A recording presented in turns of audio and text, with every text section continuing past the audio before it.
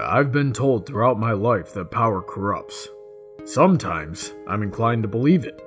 Even without an understanding of human history and first-hand experience, there's still many examples of this in Equestria girls alone.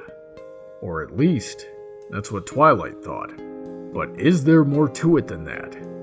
The idea that power corrupts, as shown through Twilight's phobia of her own magic, is a theme that we haven't explicitly explored in Equestria girls, or even Friendship is Magic as a whole.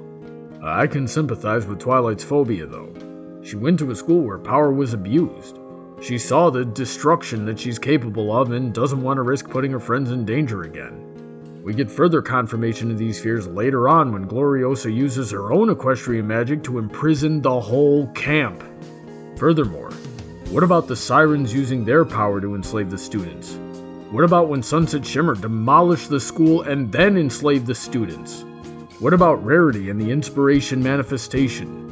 What about Trixie and the Alicorn Amulet? What about Fluttershy's assertiveness training? Clearly, everyone who comes into any kind of power will be corrupted by it. What about Sunset Shimmer choosing to use her magic for good? What about how she was able to tip the scales during the battle against the Sirens? What about the main six using their magic to complete their contribution to Camp Everfree so quickly that they could then do it 3 more times and still have time to experience everything else at the camp? Clearly, everyone who comes into this kind of power uses it to make the world a better place. All of that must mean that magic is merely a tool whose positivity or negativity rests within the wielder's intentions. But then why isn't Gloriosa the heroine for wanting to protect Camp Everfree? Because how her methods impacted those she sought to protect is the other half of the equation. This is called duality. It is a balance determined by our goals, intentions, methods, circumstances, and consequences on those around us. And it applies to everything in the world.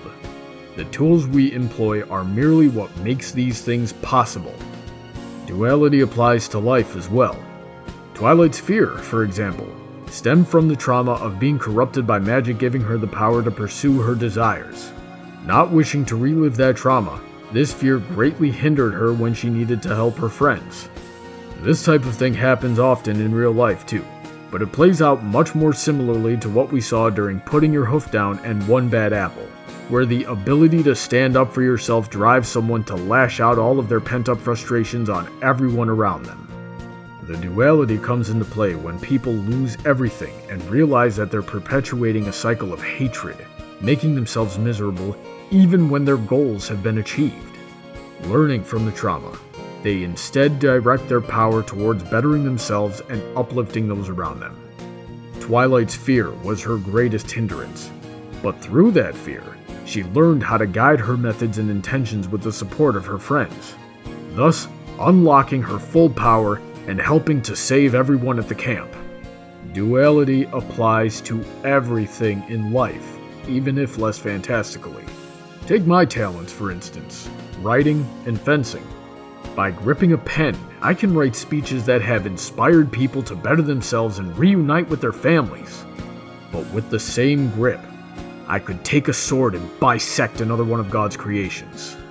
Throughout my life, most people tell me that my writing hobby was cool and creative, while pursuing combat sports is violent and dangerous. But what if I used my pen to write pretentious vitriol and just bolster myself? What if I used my sword to learn about strengthening the body, or how to diffuse violence, and then teach others to do the same? I'm also a Christian and a cinematographer. We all know religious people who have done great good and also great evil, or cinematographers that tell amazing stories, or produce mind-rotting drivel. Sometimes, in both cases, they're the same person. Take a moment. Pause the video if you need to. Think about your own talents and how they could be used for both creation or destruction. Try to find where those concepts overlap. And once you think you've got a good grasp on it, keep those things in mind whenever you do anything. You'll likely find this difficult in some cases, but that's okay though. You're capable of great strength and intelligence, but you are not perfect. That's why you have friends, family, and teachers to provide you with guidance, support, and when necessary, forgiveness. Power does not corrupt. It only gives you the ability to do what you have always wanted to do. Gloriosa Daisy turned into a monster because she refused to consider the consequences of her actions or seek help when she needed it. Her actions put innocent people in great danger. The same goes for Midnight Sparkle, the Sirens, Sunset Shimmer, Fluttershy, and everyone you know who's stuck in this pitfall, and yourself especially. And I fully admit that I have gone through all of this myself as well. We all have magic inside of us in the form of our various strengths and talents. We can all tap into that power, grow it, and use it to impact the world around us.